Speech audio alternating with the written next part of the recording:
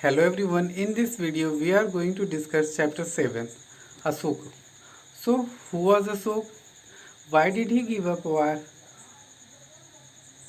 What were his inscriptions? Who was Chandragupta? All of these things we'll know in this chapter. So, let's start. She is Roshan. Roshan wanted to know what is this picture.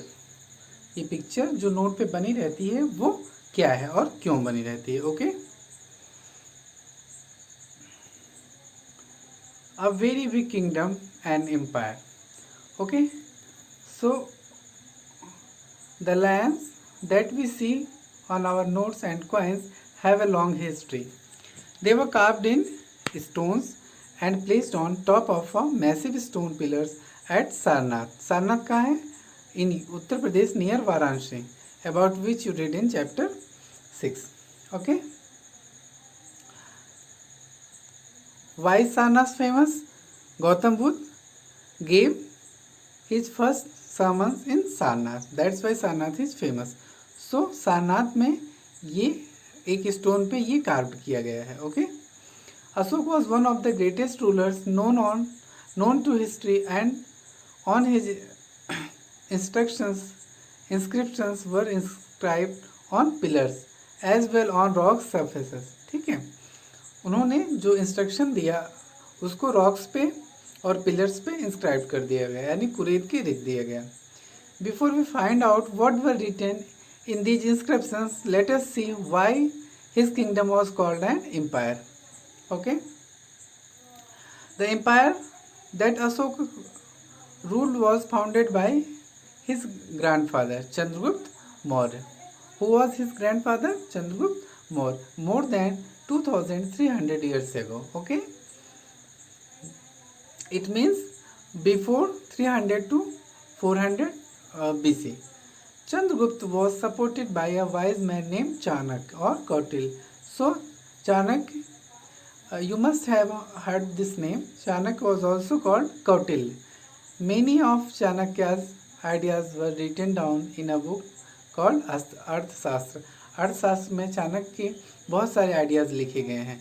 So who wrote अर्थशास्त्र? Chanakya. Okay. Dynasty. So what is the dynasty?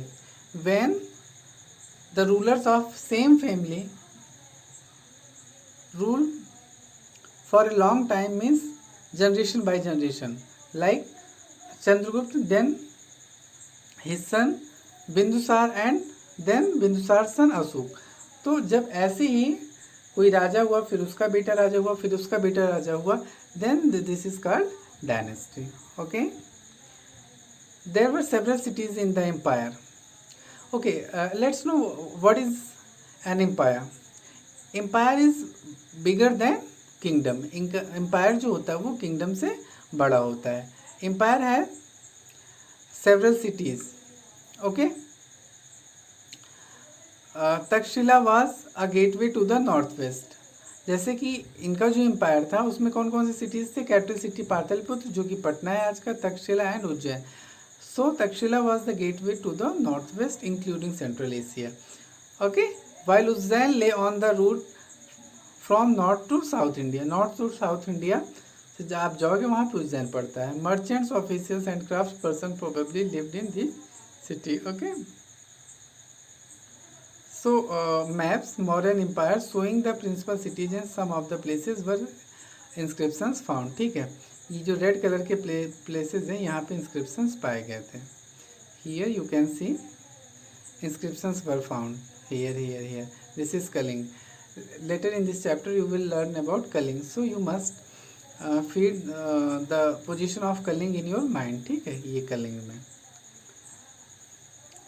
In other areas there were villages of farmers and herders. In some areas such as central India, there were forests and people gathered forest produce and hunted animals for food. People in different parts of the empire spoke different languages.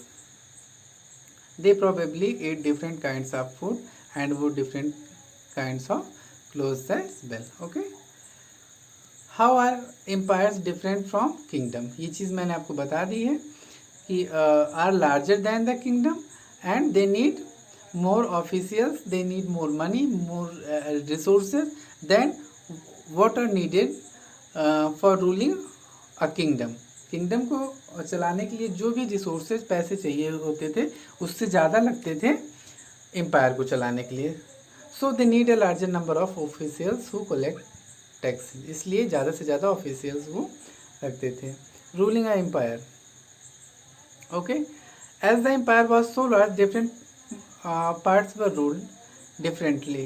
The area around Pataliputra was under the direct control of empire because Pataliputra उनकी जो है main capital थी, वहाँ पे खुद emperor रहता था. ठीक है.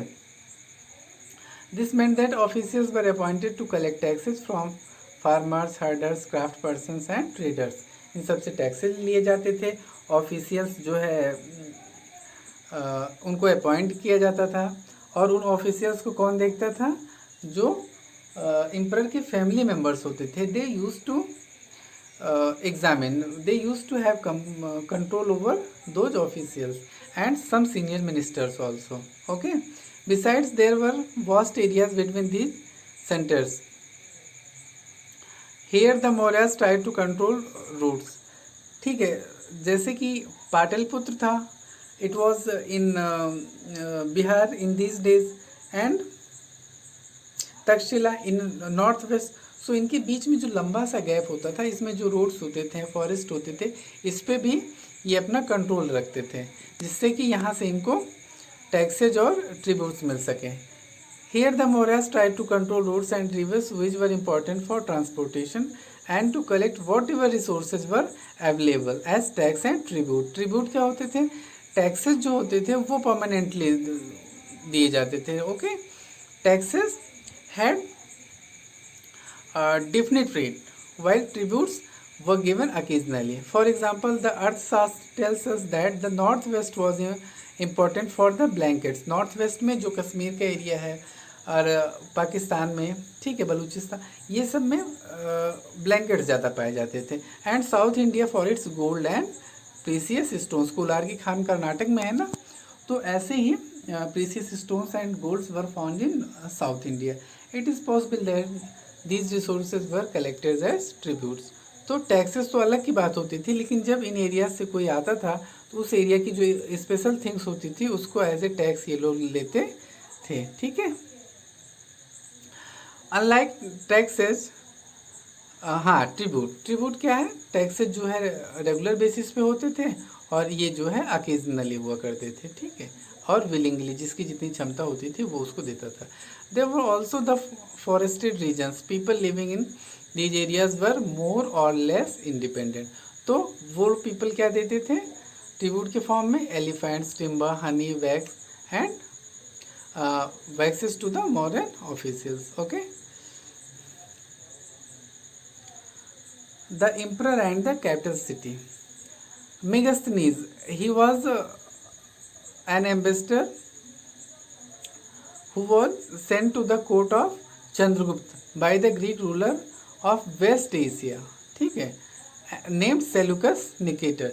Seleucus Nicator जो था वो एक रूलर था ग्रीक का. उसने जो है एक एम्बेसडर भेजा मेगास्थनीज को in the court of Chandragupta.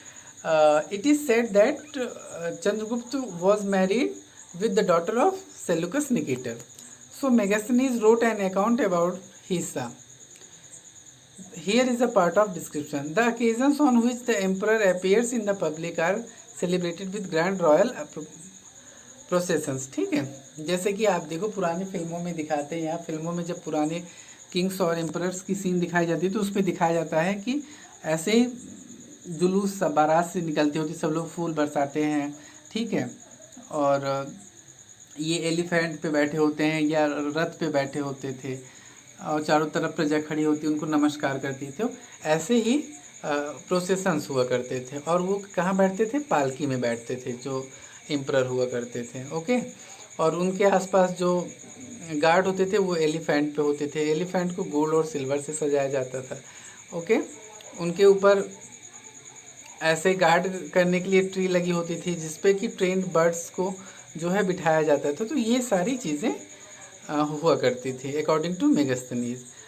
And about Pataliputra modern Patna, आज का जो पटना है वो उस टाइम का पाटलिपुत्र था। He wrote, Megasthenes wrote, this is a large and beautiful city, it is surrounded by a massive wall, it has 570 towers and 64 gates. Okay, आप सोचो कितना बड़ा फोर्टिफिकेशन रहा होगा उस टाइम का। ठीक है, 570 towers and 64 gates. The houses of 2 or 3 stories are built of wood and mud brick. The king's palace is also of wood and decorated with stone carvings. It is surrounded with gardens and enclosures of keeping birds. Okay. और जो Kings होते थे उनकी बहुत सुरक्षा की जाती थी। उनके जो कमरे होते थे वो एक कमरे में लगातार 2 दिन नहीं सोते थे। उनका जो खाना आता था, खाने से पहले उनके स्पेशल सर्वेंट्स होते थे, उसको टेस्ट करते थे कहीं इसमें जो है पॉइजन तो नहीं है। तो ये सारी सावधानियाँ रखी जाती थी। Ashoka, a unique ruler. The most famous Mauryan ruler was Ashoka. He was the first ruler who tried to take his message to the people through inscriptions. ठीक है, पहला रूलर ऐसा है जिसने अपने संदेश को इंस्क्रिप्शन के फॉर्म में लोगों तक पहुंचाने की कोशिश की। Most of the Ashoka's inscriptions were in Prakrit language में थी and were written in the Brahmi script. Ashoka's were in Kalinga. ठीक है, Ashoka was the first ruler in the history of this world who gave up conquest after winning a war, जो कि जीता हुआ राज वापस कर देता है। उसने क्या किया कि कलिंग जो है, जो आज का उड़ीसा स्टेट है, वो उस टाइम पे कलिंग कहा जाता था। तो जब उसने उसको जीतने की कोशिश की, उस युद्ध में इतने ज़्यादा लोग मारे गए। इस खून को और इस वायलेंस को देख के उसका मन दुखी होता है और वो कलिंग को वापस कर देता है। Ashoka's inscription describing the Kalinga war. Okay, so 8 years after becoming king, I conquered Kaling. About 1.5 lakh people were captured and more than 1 lakh of people were killed. This filled me with sorrow. Why? Whenever an independent land is conquered, lakhs of people die and many are taken prisoner. Brahmins and monks are also die. People who are kind to their relatives and friends, to their slaves and servants die or lose their loved ones. Okay, that is why I am sad and I have decided to observe धम्म। धम्म जो है, जिसको धर्म कहते हैं, उसको प्रकृति language में धम्म कहा जाता है। Okay,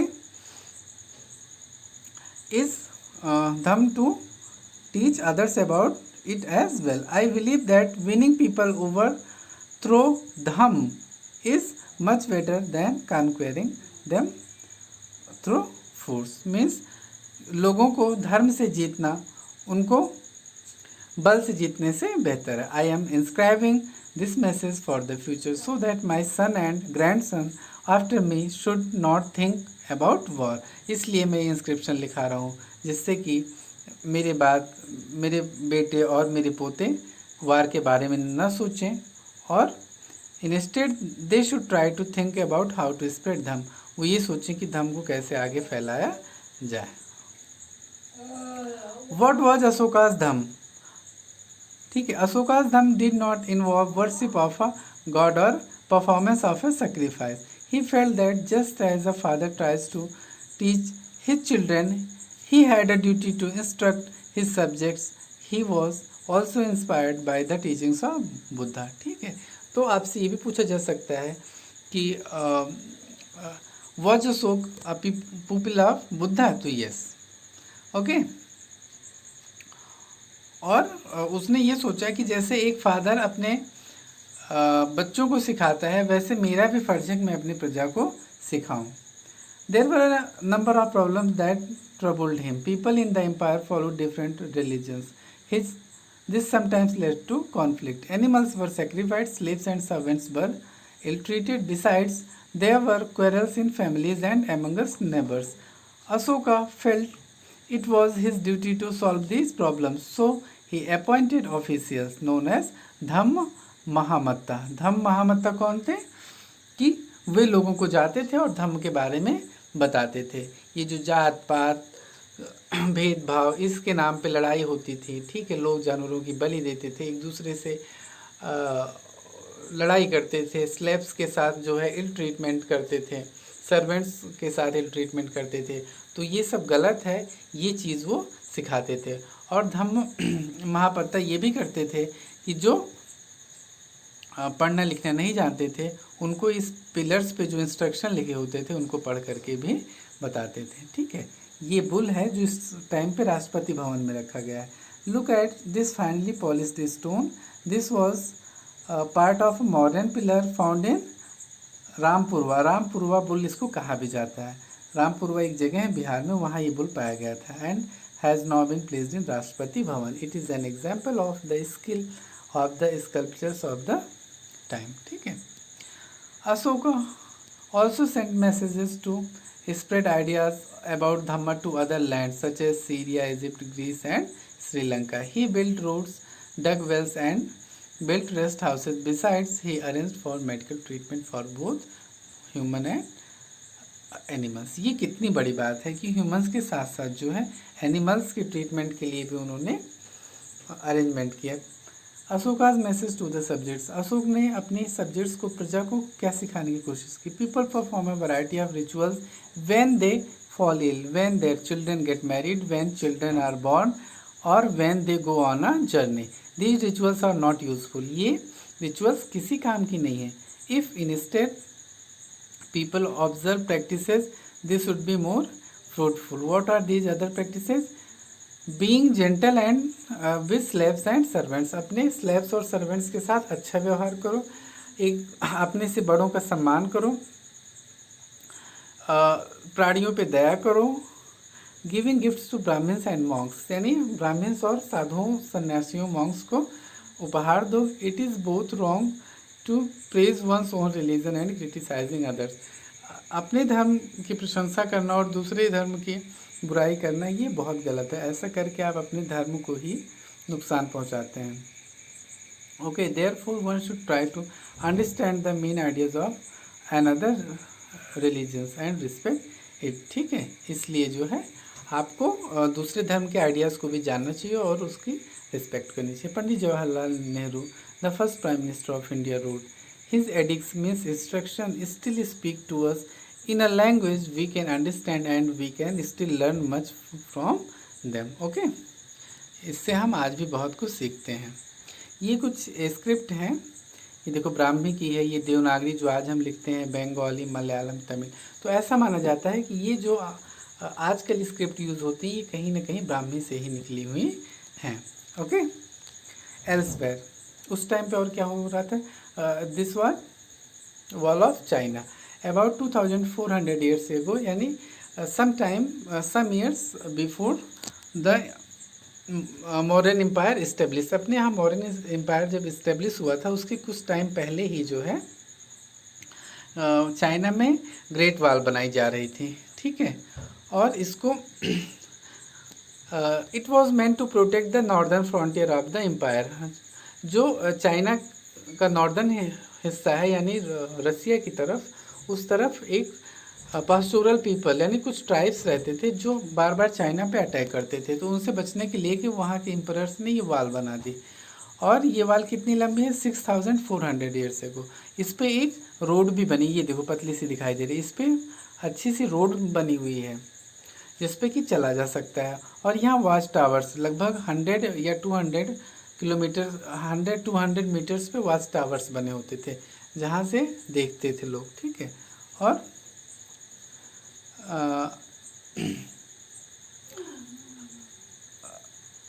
with the road along the top several thousand people work to build the wall, लगभग हजारों लोग मिल करके इस वॉल को बनाए। Okay, here are something looking ahead. इसके बाद क्या होता है? मौर्यन एम्पायर आपने पढ़ा, उसके बाद the Mauryan empire collapsed about 2200 years ago, ठीक है। It is in its place rose several new kingdom, छोटे छोटे अलग मतलब कई राज्य हो गए। In the northwest and in parts of northern India, kings known as the Indo-Greeks ruled for about 100 years. They were followed by the Central Asian people known as the Shakas, okay, who set up kingdoms in the northwest, north and western India. यानी modern के बाद Indo Greeks rulers थोड़े दिन rule करते हैं, about 100 years. After that सकाज आते हैं, ठीक है, और वो north west, north and western India में अपना एम्पायर इस्टेब्लिश करते हैं, किंगडम इस्टेब्लिश करते हैं. Some of this kingdoms lasted for 500 years till the Sakas were defeated by the Gupta kings. Okay, Gupta kings आ जाते हैं. The Sakas in turn were followed by the Kushanas. You will learn more about Kusanas in chapter 9. In the North India and in parts of Central India, a general of the Mauryas named Pushyamitra Sung set up a kingdom. यानी यहाँ पे Sung empire establish हो जाता है. The Sungas were followed by another dynasty known as the Kanwas. यहाँ पे Kanwas dynasty आ जाता है. And by rulers from other families till the establishment of the Gupta empire followed by 1700 years ago. और जब तक ये गुप्ता एम्पायर नहीं आता, ये छोटे छोटे जो है किंगडम्स यहाँ पे रूल करते हैं. ये देखो, ये इंडो ग्रीक कॉइन है, ये कुशान की कॉइन है. Okay, the Sakas who ruled over parts of the western India fought several battles with the Satavahanas who ruled over western and parts of the central India. The Satavahanas kingdom which was established about 2100 years ago lasted for about 400 years. ठीक है, सातवाहनास लगभग 400 years तक rule करते हैं. Around 1700 years ago a new ruling family known as the Vakatakas became powerful in the central and western India. सातवाहनास के बाद कौन आता है? वाकाटकास आते हैं. और ये देखो आप, सक, ये इनकी कॉइन है. In South India, the Cholas, Cheras and Pandyas ruled between 2200 and 1800 years ago. And about 1500 years ago, there were two large kingdoms, those of the Pallavas and the Chalukyas. There were several other kingdoms and kings as well. We know about them from their coins and inscriptions as well from books. Okay? तो इनके बारे में हमें कैसे पता चलता है? Coin से, इंस्क्रिप्शन से और इनके टाइम में लिखी गई बुक्स से. There were other changes that were taking place in which ordinary man and women played a major role. These included the spread of agriculture and growth of new towns, craft production and trade. Traders explored land routes with the subcontinent and outside and sea routes to West Asia. East Africa and South East Asia were also opened up and many new buildings were built, including the earliest temples and stupas. Books were written and scientific discoveries were made. These developments took place simultaneously, that is the same time. Keep this in mind as you read the rest of the book. ये सारे developments जो Maurya emperors थे उनके बाद ये छोटे छोटे developments आते हैं. ठीक है, and further we'll learn in next chapters. That's all for today. Thank you.